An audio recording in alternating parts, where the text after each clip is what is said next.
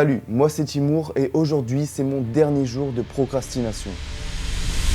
En septembre dernier, j'ai décidé de me lancer en tant que vidéaste freelance et je dois avouer que j'ai encore des travers de lycéens qui me suivent. Même si je suis 10 fois plus productif qu'avant, je sais toujours pas ce que c'est d'être à mon plein potentiel. Du plus loin que je me souvienne, j'ai toujours été un créatif et ça depuis tout petit. Ça a commencé avec la danse, puis la vidéo et la musique un petit peu plus tard.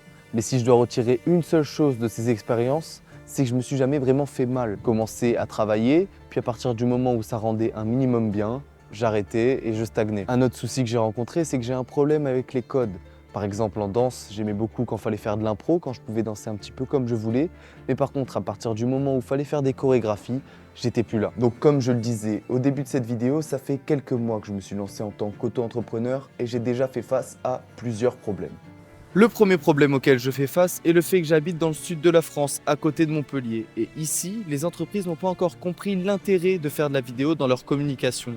En plus de ça, souvent elles n'ont même pas les moyens à mettre dedans. Car au vu du contexte et du pouvoir d'achat des Français, je peux vous dire que ce sont les petites entreprises de province qui sont en première ligne.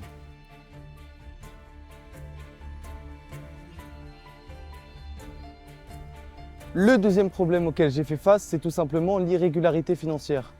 Parce qu'il y a des mois, alors mon meilleur mois, j'ai fait 850 € de chiffre d'affaires.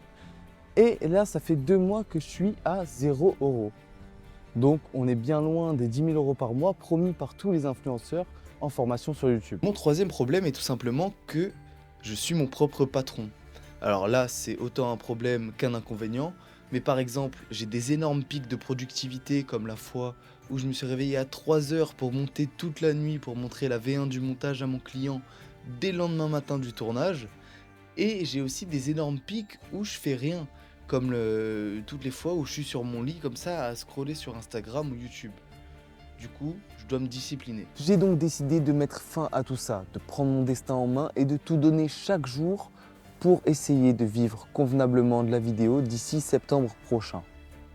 Pour éviter de me lancer ce défi dans le vide, j'ai décidé de tourner cette vidéo et de documenter ma vie sur les prochains mois. Vous êtes les témoins de ce défi et j'ai plus le droit d'abandonner. Si vous avez des idées d'habitude pour booster ma productivité, je vous laisse les mettre en commentaire pour que je les ajoute à ma routine.